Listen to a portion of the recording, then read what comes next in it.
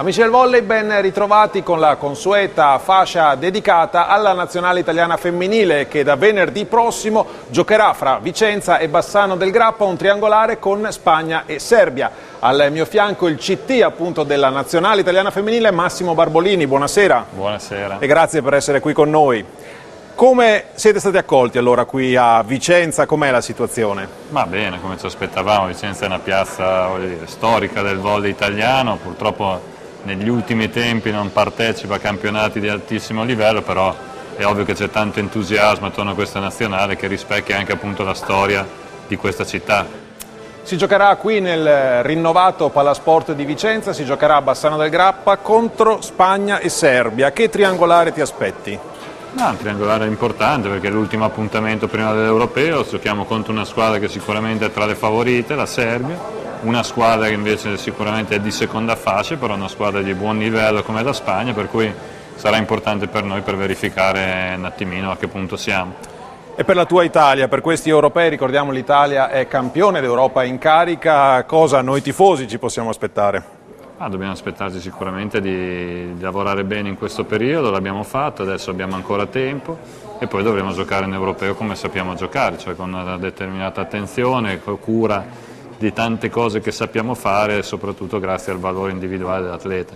Inizia fra l'altro anche la corsa alle Olimpiadi, ecco, spiegaci un po' come funziona questa corsa, che risultati deve ottenere l'Italia per poter aver assicurata la partecipazione alle prossime Olimpiadi? Ma è complicato, in Europa è complicato perché i posti sono pochi e le squadre tante di valore, per cui diciamo, il primo step è quello di cercare di qualificarsi per la Coppa del Mondo, arrivando tra le prime due all'Europeo e lì le prime tre andranno alle Olimpiadi. Poi successivamente a maggio eventualmente ci saranno altre qualificazioni sia a livello continentale che a livello mondiale. Abbiamo visto anche il CT appunto della nazionale italiana femminile vestire i panni dell'insegnante, per così dire. È terminato questa mattina un corso particolare. Che corso hai tenuto?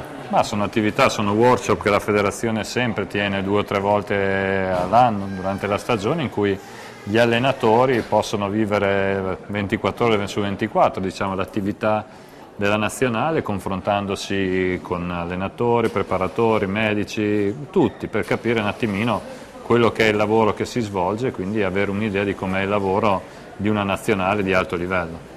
Grazie dunque a Massimo Barbolini, in bocca al lupo per questo triangolare. Per tutte le informazioni, per sapere se ci sono ancora biglietti a disposizione per la partita di venerdì a Vicenza e per le altre partite, poi tra Vicenza e Bassano del Grappa, andate su www.fipavicenza.it. Godetevi il prossimo servizio che vi darà tutte le informazioni. Noi ci vediamo domani sera, stessa emittente, stessa ora.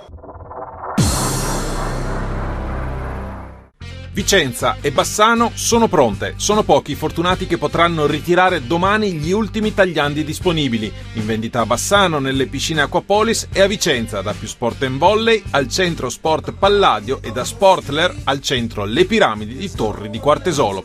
Le azzurre stanno preparando al meglio il triangolare con Spagna e Serbia, forti del titolo europeo conquistato nella scorsa edizione del campionato continentale. Ci conosciamo e sono tanti anni che giochiamo un po' insieme, un po' contro.